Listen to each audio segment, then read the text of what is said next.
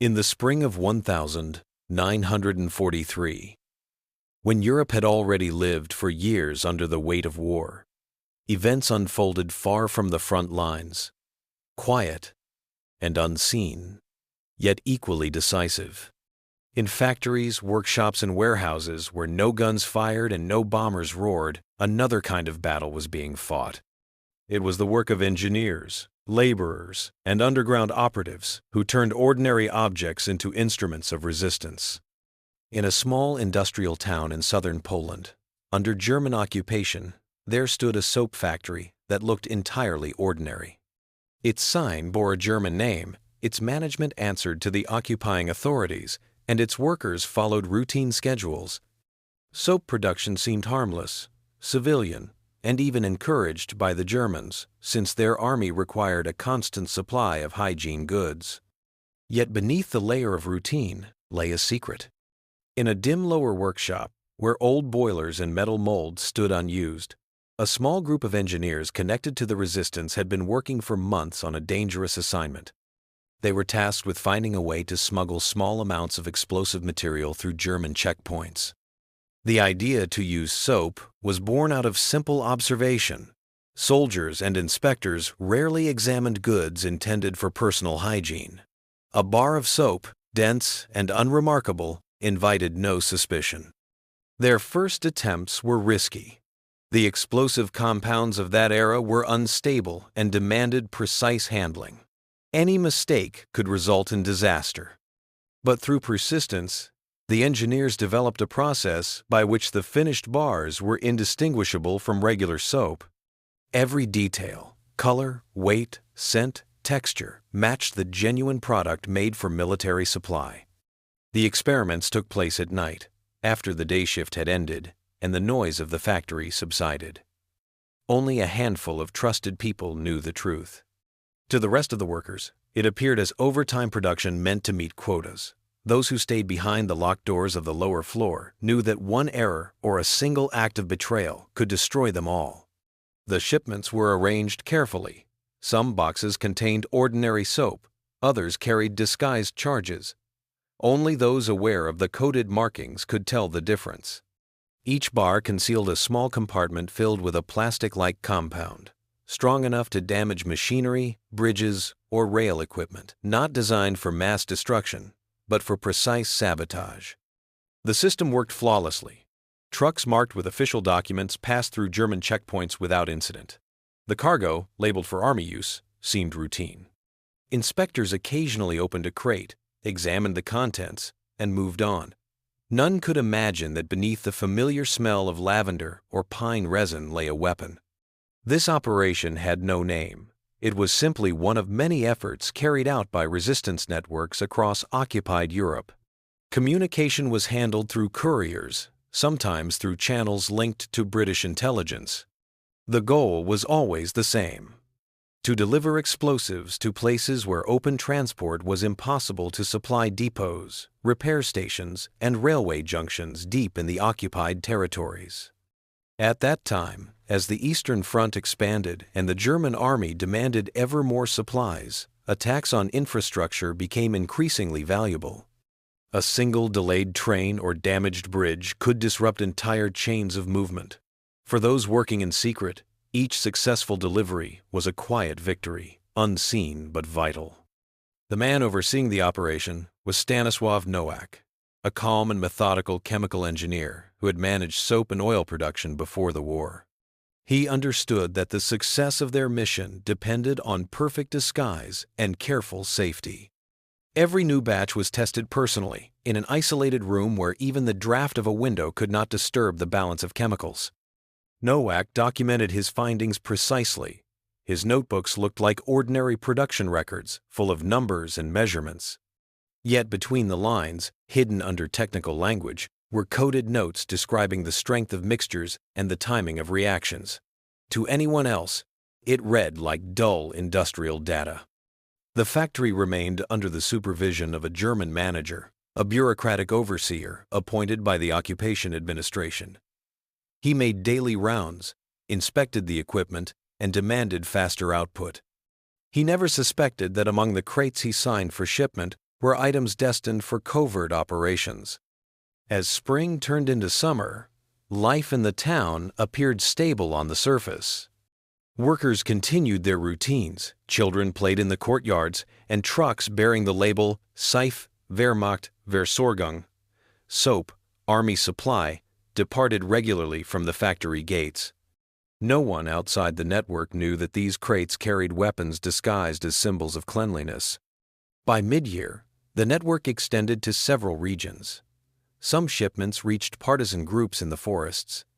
Others went to resistance units embedded in German logistics centers. The rule was simple. The more ordinary an item appeared, the more valuable it became. Thus, under layers of foam and fragrance, a new kind of weapon was born silent, invisible, and unsuspected.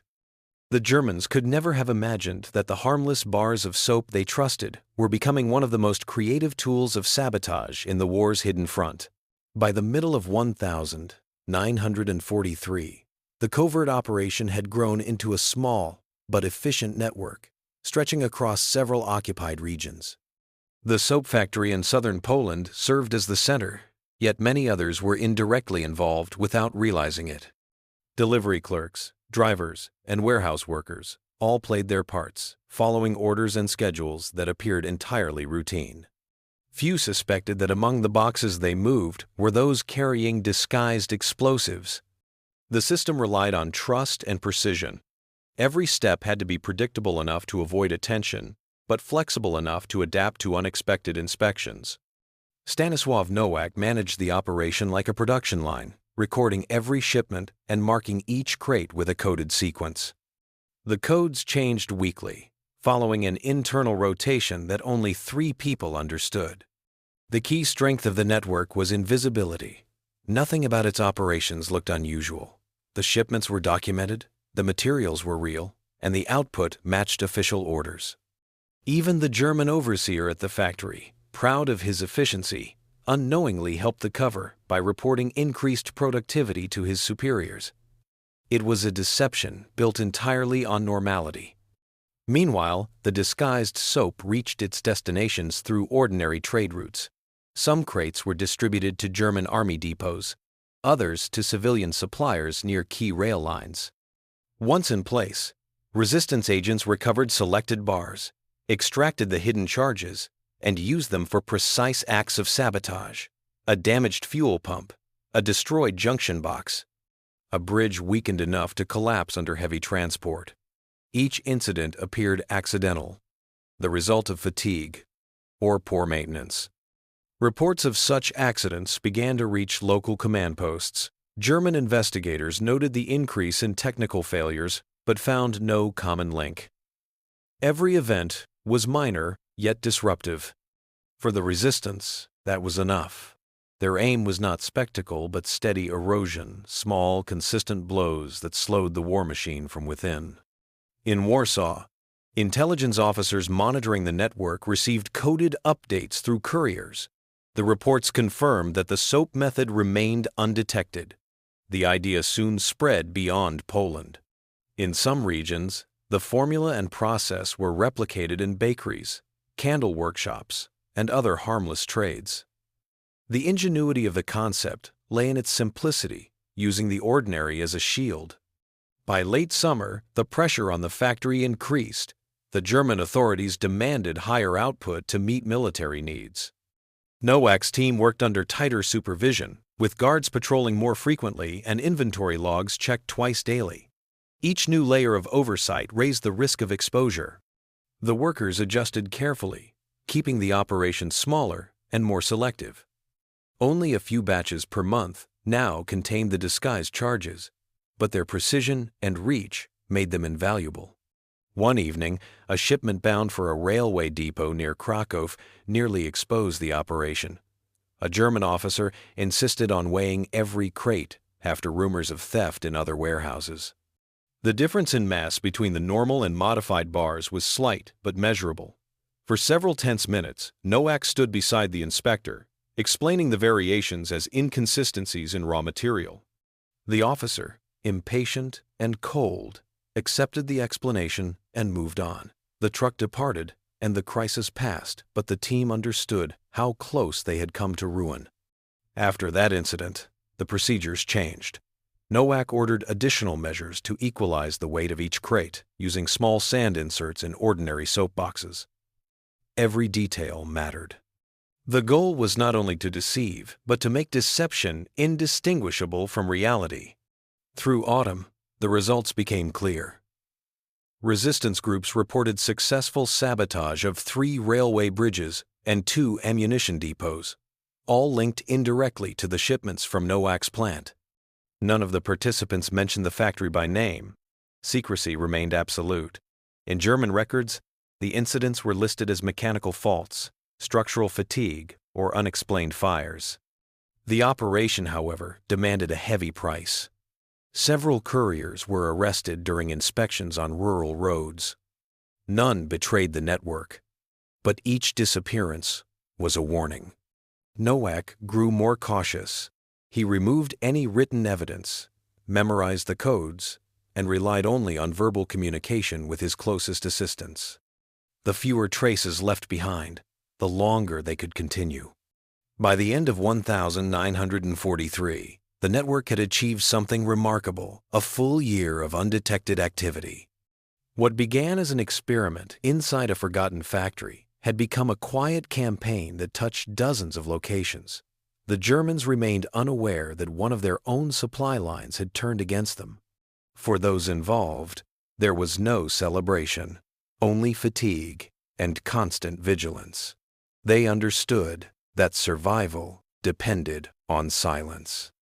And so, while the war raged across Europe, the small group in the Polish factory continued their unseen work, melting, molding, and packing bars of soap that looked perfectly harmless, but carried within them the secret pulse of resistance.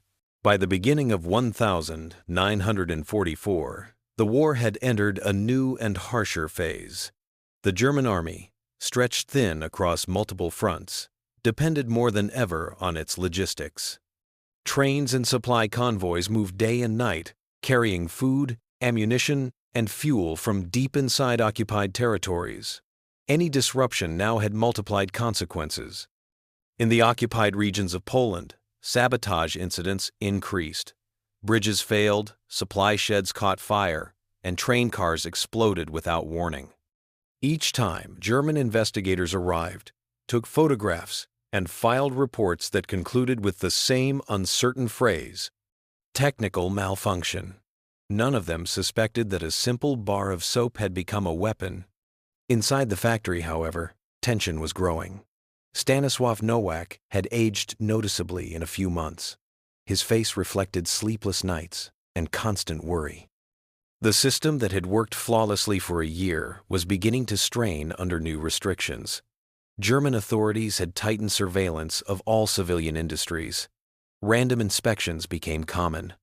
The factory now operated under military supervision, with armed guards stationed near the gates. Despite these challenges, production continued. The workers maintained their calm routine, molding and packing soap as before. The disguise charges were made only when conditions allowed, often late at night under dim lamps. Every operation carried the weight of risk, yet no one spoke of fear. They worked as if ordinary life continued, though each person understood how thin the line had become. In February, an unexpected order arrived from the regional supply office. The factory was to send a large shipment directly to a military depot near Lublin, a site known to the resistance as a key distribution hub for the Eastern Front. It was a rare opportunity, but also dangerous. The transport would be escorted and every crate examined upon arrival. Still, Nowak decided to proceed. The coded batches were prepared, sealed, and mixed with standard cargo. 2 weeks later, reports reached the underground network that the depot had suffered a mysterious explosion in its maintenance hangar. The damage was limited, but significant enough to halt operations for several days. For Nowak's team, it was another success. But the celebration was brief. German intelligence, frustrated by the growing pattern of unexplained accidents, ordered a deeper investigation. Soon, the chain of supply came under scrutiny. The Germans began tracing the origins of each product used in their depots: food, oil, soap, cloth. The effort was meticulous. Warehouse documents were compared, production sites checked, and samples collected. When inspectors arrived at Nowak's factory, they seemed polite but unusually thorough. They took bars of soap for testing, weighed crates, and made notes about the ingredients. Nothing seemed out of place. Yet the visit left everyone uneasy. Weeks passed without word. Then, one morning in April, a military truck arrived unannounced. 3 officers entered the building with orders for an immediate audit. They were accompanied by a chemist from a German technical unit. The atmosphere inside the factory turned silent. Workers continued their motions, pretending not to notice. The chemist examined the production room carefully. He asked for samples from different batches, melted small pieces in a metal bowl, and recorded his observations. At first, everything appeared normal. But during a random test, he noticed an irregular density in one of the bars. He cut it open, and inside found a hardened shell, unlike the outer mass, small, round, and metallic gray. The discovery stunned him. The officers immediately sealed the room and ordered everyone outside. Within hours, the factory was surrounded by guards. News of the find reached regional command by evening. For the Germans, it was an astonishing revelation. The idea that explosives had been hidden in something as harmless as soap seemed almost absurd. Their first reaction was disbelief. They suspected sabotage from within the army's own logistics rather than an organized resistance.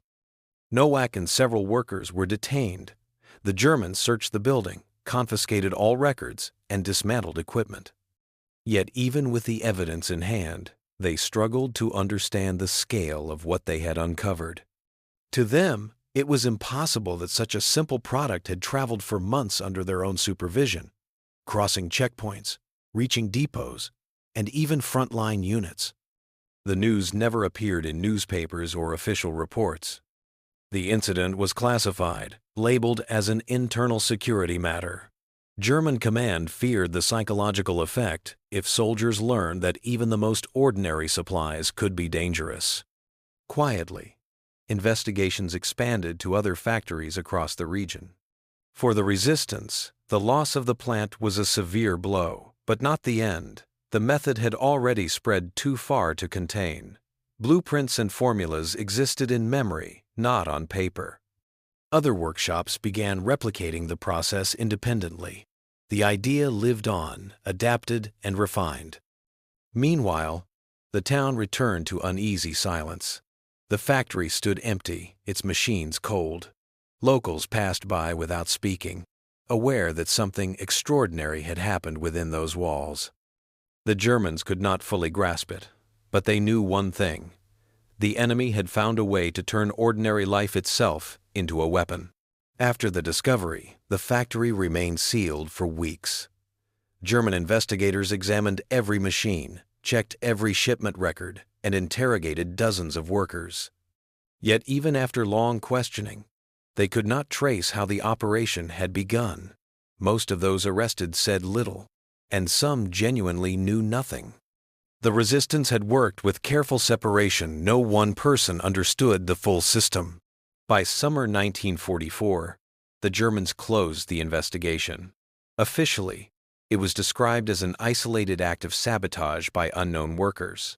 Unofficially, it caused deep concern among supply officers. For the first time, the enemy realized that the resistance was capable of reaching into the smallest details of daily logistics. Nothing, not even soap, could be trusted completely. In the following months, stricter control was imposed on all factories in the region. Random checks increased, and production formulas were standardized under military supervision. The new rules slowed output and caused delays, but command accepted the losses as necessary.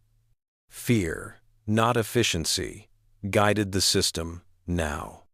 The invisible victory of the resistance was not in destruction, but in forcing the occupiers to doubt their own routines. Stanislav Nowak disappeared after his arrest. Some believed he was executed in secret.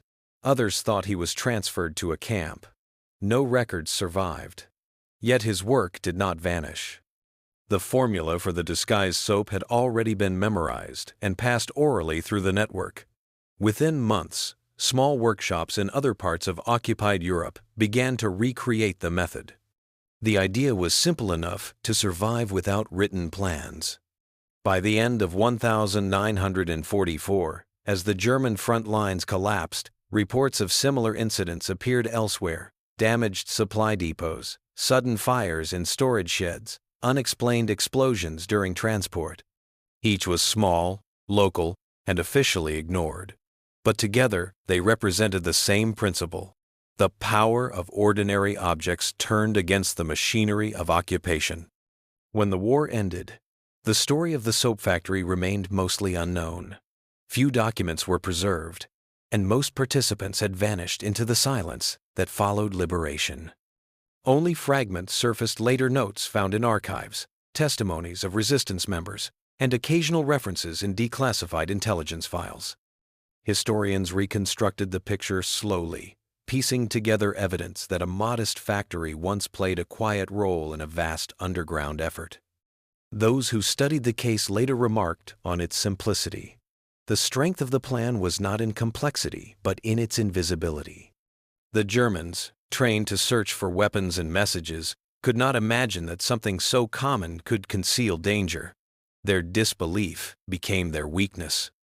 In the years that followed, the ruins of the factory were cleared, and a new building was erected on the site.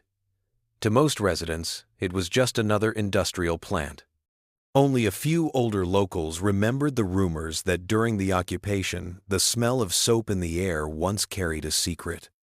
Decades later, historians identified the operation as one of the most innovative examples of low-level sabotage in occupied Europe. It had required no armies, no explosives planted by soldiers, only ordinary workers, chemistry, and patience. The Germans' disbelief was complete. They had lived surrounded by danger, packaged neatly, distributed by their own logistics, and never realized it until it was too late. Today, the story survives mostly as a footnote in wartime studies, a symbol of creativity born from necessity. It shows that resistance was not always loud or heroic, but often quiet, technical, and sustained by the courage to keep working in silence.